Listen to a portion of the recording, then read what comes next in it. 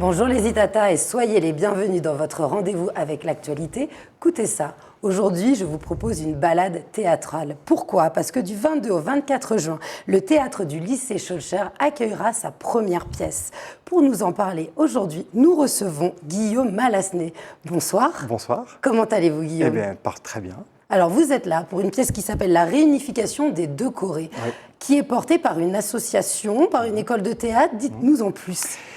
Par l'Autre Bord Compagnie, qui est la compagnie que j'ai créée en 2013, qui développe des projets professionnels, mais aussi des projets amateurs. Et d'ailleurs, depuis la création de la compagnie en 2013, le volet amateur a pris une importance considérable. Et on a toujours mis en place ce type d'atelier. Et nous avons fait depuis... la première création était en 2014. Ensuite, il y a eu 2015, 2016, 2017, 2018, 2019, le Covid. On a dû s'arrêter un petit peu. Et on a repris l'année dernière. Mais l'année dernière, ce n'était pas une présentation tout public. C'était vraiment pour les amis, en fait, et des comédiens amateurs. Et cette année, c'est vraiment, j'ai envie de dire, la reprise, quoi, post-Covid. C'était vraiment important pour l'Autre Bord de proposer au public martiniquais une nouvelle création amateur. Alors, une compagnie d'amateurs, c'est-à-dire ce sont des gens qui sont non professionnels, qui font ça pour leur loisir? Alors, la compagnie, elle développe des projets professionnels et amateurs. Et au sein de cette compagnie, tous les ans, il y a des gens qui nous appellent, qui s'inscrivent parce qu'ils veulent faire du théâtre après leur journée de travail. Et donc, du coup, on propose tous les mardis soirs de 18h30 à 21h30, donc pendant 3 heures, un atelier théâtre. Nous répétons d'ailleurs au centre culturel André Aliquer, grâce au soutien fabuleux de M. Jocelyn Régina, qui depuis des années en fait, nous accompagne et nous permet de travailler.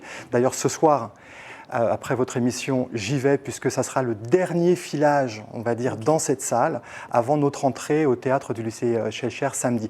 Et donc, pour revenir à votre question, c'est une compagnie qui développe 2 types de projets avec voilà et le volet amateur, c'est vrai, a toujours eu une place très très très importante puisque on est soutenu par la direction des affaires culturelles et d'ailleurs là on est soutenu par la mairie de Fort-de-France, par la CTM, voilà. De nombreux partenaires. Oui. Alors les amateurs ont quel âge en moyenne? Alors, est-ce qu'il y a de toute génération? Alors la plus jeune cette année a 20 ans et on va dire les plus anciens ont 60 passés.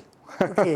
On va dire ça comme ça, mais c'est vraiment intéressant d'avoir voilà, des gens très très différents, de cultures différentes, qui viennent de milieux différents, je dirais ça comme ça.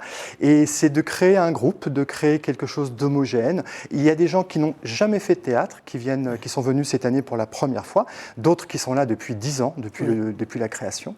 Et c'est toujours ça le challenge en début d'année, c'est de faire se rencontrer ces gens, de créer une dynamique de groupe et de participer, de les mettre en fait, voilà, en début d'année, je leur explique que faire du théâtre, c'est un engagement. Ce n'est pas possible de faire du théâtre à la carte. Tout simplement parce que si nous avons une scène tous les deux, j'ai besoin de vous pour répéter. Bien sûr. Voilà. Et puis il y a une dynamique de groupe, chacun trouve sa place, c'est un carrefour intergénérationnel. Exactement. Et donc ça, c'est l'une des grandes difficultés du théâtre amateur, c'est de fédérer en fait fédérer les gens, créer un groupe pour que ça dure 9 mois quand même. Ça commence depuis le mois d'octobre et là, vous voyez, on est en juin, ça va être les représentations. Donc il faut tenir pendant 9 mois. Alors il y a des hauts, il y a des bas, voilà, c'est normal. Mais c'est très important de créer cette dynamique. Et donc il y a des gens qui n'ont jamais fait de théâtre, d'autres qui ont beaucoup d'expérience. L'objectif, c'est de créer une homogénéité en fait, pour que voilà, le spectacle qu'on va présenter la semaine prochaine, que les spectateurs ne se posent pas trop la question, ne voient même pas que ce sont des comédiens amateurs. Ça serait fabuleux. Alors ça veut dire que lors de cette pièce, la réunification des deux Corées, il y aura des personnes qui sont arrivées il y a quelques mois et d'autres qui vous suivent depuis 10 ans. Depuis 10 ans, oui. Donc c'est une très belle rencontre, un enrichissement, parce que lorsque vous répétez, certains conseillent d'autres. Et puis au niveau des émotions, selon une génération, on ne va pas forcément interpréter une phrase de la même manière. Exactement, mais en fait c'est intéressant ce que vous dites parce que la semaine dernière je discutais avec une des comédiennes et voilà, elle me disait qu'elle avait demandé pas mal de conseils aux autres en fait. Donc il y a cet échange là aussi qui s'installe entre les gens pour pouvoir avancer, pour pouvoir comprendre davantage ce qu'on a à faire, de quoi ça parle, et voilà, et quel est le propos en fait. Et voilà. Après, moi, mon objectif, c'est d'essayer de leur proposer... moi, j'ai toujours voulu, avec ces ateliers, j'ai toujours voulu leur dire, voilà, à la fin de l'année, nous allons nous produire devant un public. Parce que c'est pas facile hein, comme épreuve, comme démarche. C'est vraiment pas facile, ça peut effrayer beaucoup de monde. Et là, on y est, là. Alors, la tension commence à... Mais la réussite est d'autant plus bonne quand le pari est gagné. Mais c'est ça, c'est ça. Et le pari, voilà. Et la satisfaction, en plus, est commune, elle est collective. Complètement. Donc ça porte forcément. Exactement. Alors vous êtes directeur artistique, vous êtes aussi metteur en scène. Comment se sont choisies les différentes pièces que vous avez décidé d'interpréter au sein de cette compagnie? Est-ce que c'est de manière collective ou c'est vous, seul, dans votre coin? Non, c'est moi. Moi, je m'intéresse au théâtre contemporain. Je n'ai rien contre le classique.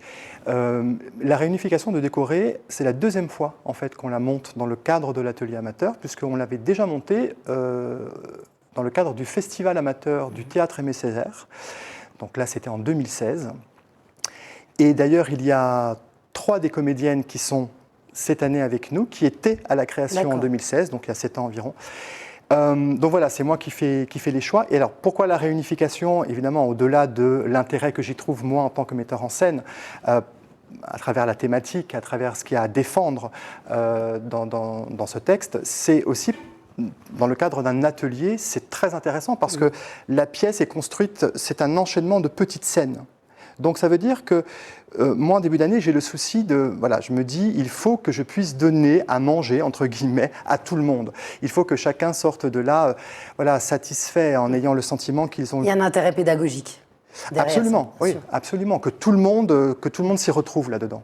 Alors, à l'origine, c'est une pièce de Joël Pomera qui a été montée en 2013 et puis présentée à Paris, qui avait...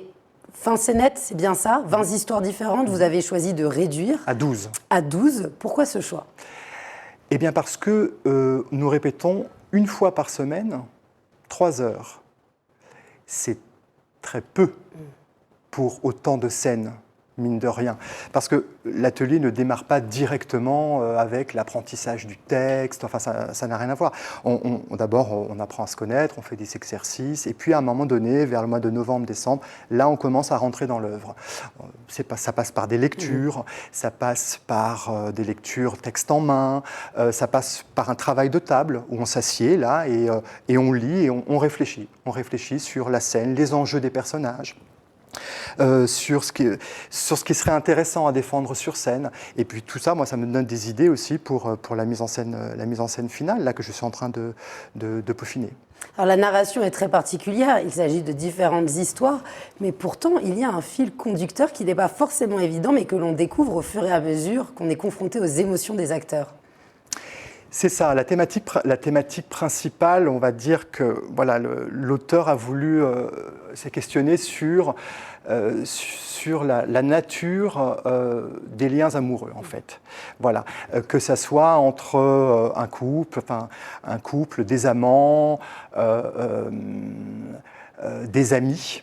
D'accord ? Par exemple, la première scène, le spectacle commence avec une scène qui s'appelle Divorce. C'est l'histoire d'une femme d'un certain âge, et puis qui a 3 enfants, et qui parle à une voix imaginaire. Cette voix lui pose des questions, et elle lui dit, écoutez, voilà, moi je veux divorcer. Alors la voix lui dit, mais est-ce que vous ne croyez pas que ça serait intéressant de demander le consentement de votre mari quand même ? Et en fait, elle explique que non, que son mari lui a déjà demandé d'attendre, mais que maintenant que les enfants sont grands, qu'ils ont quitté la maison, eh bien, elle veut partir parce qu'il n'y a jamais eu d'amour. Et comment se caractérise ce manque d'amour? C'est ce qu'elle explique. C'est que ses sens, en fait, commencent à la trahir. Voilà. Donc moi, c'est ce que, par exemple, dans la mise en scène, ce sont des indications aussi, moi, qui m'interpellent. Je vais essayer de faire passer cette perte de sens un petit peu à travers la mise en scène, à travers les lumières. À travers la scénographie, c'est extrêmement simple, hein, c'est dépouiller ces 3 bancs sur scène et les lumières du spectacle. C'est un spectacle que l'on peut qualifier de sensoriel, oui, à l'instinct.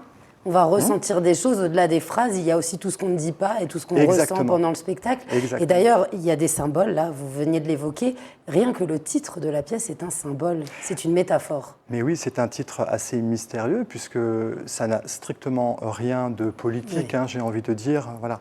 La réunification des deux Corées, ça ne parle pas voilà, de la Corée du Nord et la Corée du Sud. En fait, c'est une métaphore, voilà, et c'est une réplique surtout d'un des personnages dans une scène qui s'appelle Mémoire. C'est un homme qui va tous les jours voir sa femme qui est amnésique. Et donc, tous les jours, il lui rappelle ce que c'était leur amour. Voilà, c'est une très belle scène. Et à un moment donné, pour lui, c'est très très difficile, évidemment, à chaque fois, tous les jours. Et à un moment donné, il explose et il lui dit « Mais c'est comme si la Corée du Nord et la Corée du Sud se réunifiaient et que les gens qui avaient été empêchés de se voir pendant des années, eh bien voilà, d'un seul coup, voilà, pouvaient de nouveau se toucher, etc. » Voilà. Donc il lui donne cette image, en fait, à sa femme pour expliquer comment était leur amour et comment, voilà, et aussi un petit peu son désespoir, qu'il est le seul finalement à être la mémoire de cet amour, en fait, lui, puisqu'elle a perdu la mémoire. Alors avec vos élèves, ça a impliqué, vous travaillez beaucoup sur des émotions totalement différentes, la tristesse, l'espoir, la colère, le bonheur aussi. Je pense que le public va s'y retrouver parce qu'à travers les expériences du public, forcément, à un moment, il y a quelque chose qui nous touche, même si une distanciation peut être faite sur d'autres scénettes. Vous, comment avez-vous réussi à faire sortir les choses? Parce que je dis bien sortir, c'est un mot qui est choisi. C'est une maïeutique de pouvoir pousser les gens à se donner sur scène ainsi. Alors ça demande du temps. Tout dépend des gens, j'ai envie de dire, de leur histoire, de leur parcours, etc. Et vous avez dit quelque chose d'important, il me semble, c'est le mot distanciation. Voilà. Parce que se pose toujours la question, à un moment donné, lorsqu'on aborde une scène, et c'est l'une des interrogations principales, j'ai envie de dire, des comédiens, c'est mais comment je vais faire pour exprimer telle ou telle émotion. Et voilà, et c'est à moi d'essayer de faire comprendre ce que c'est que cette histoire un petit peu de distanciation.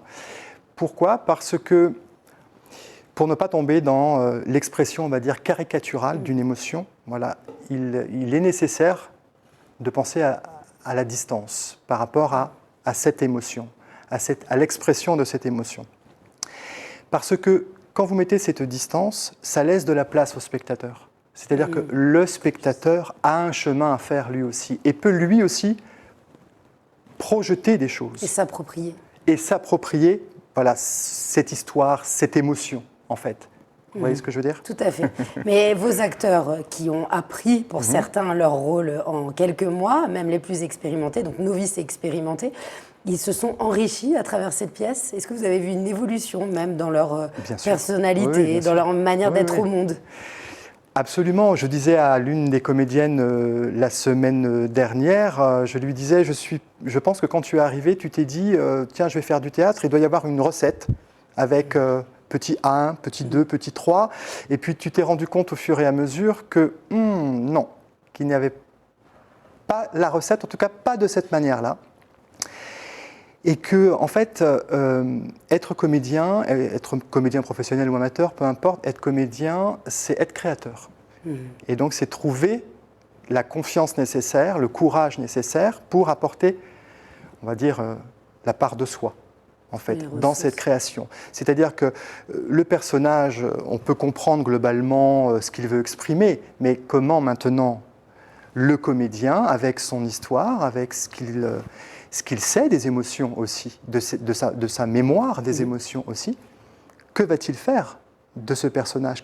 Quelle proposition il va faire ? Voilà.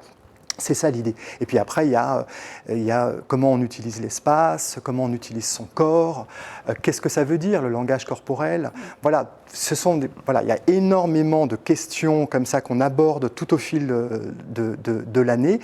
Et les réponses ne sont pas forcément tout le temps simples. Voilà, c'est souvent un travail complexe.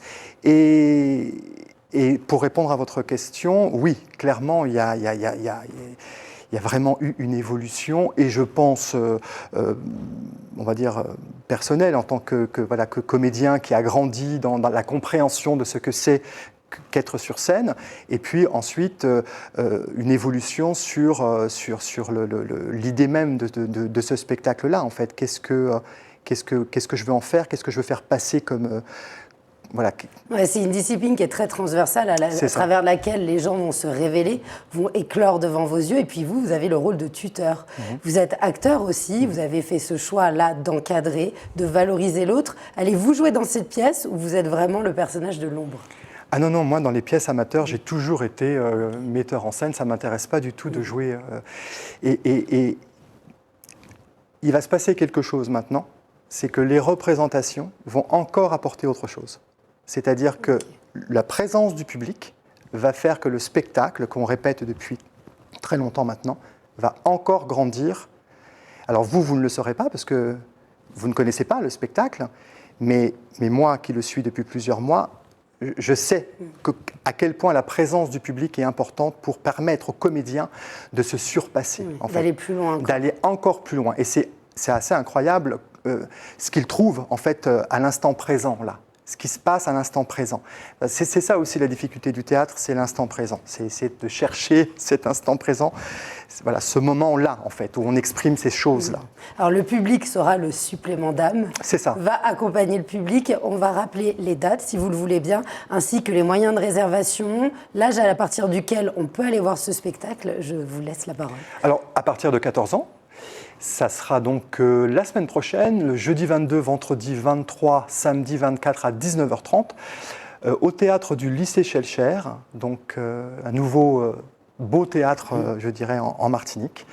Et vous m'avez dit, c'est également sur Monipass. Voilà, sur Monipass. Et on peut aussi se renseigner, parce que je pense aux spectateurs et spectatrices qui aimeraient se lancer dans le théâtre, pourquoi pas, à la rentrée, après les grandes vacances. On peut vous contacter sur le site de la compagnie. Vous pouvez contacter l'Autre Bord Compagnie, exactement. Il y a un site internet, une page Facebook, Instagram. Voilà. Après, il y a aussi un autre site qui s'appelle Théâtre Martinique, sur lequel vous pouvez avoir des informations sur les différents cours qui peuvent exister ici en Martinique. Eh bien, merci beaucoup de votre venue, Guillaume Alasné. On est impatients de voir ce que ça donne et vous êtes les bienvenus, bien sûr, avec votre compagnie pour présenter les prochaines créations. Je vous remercie. À bientôt. Merci beaucoup les Itata de nous avoir suivis et je vous dis à très vite pour un prochain Écoutez ça.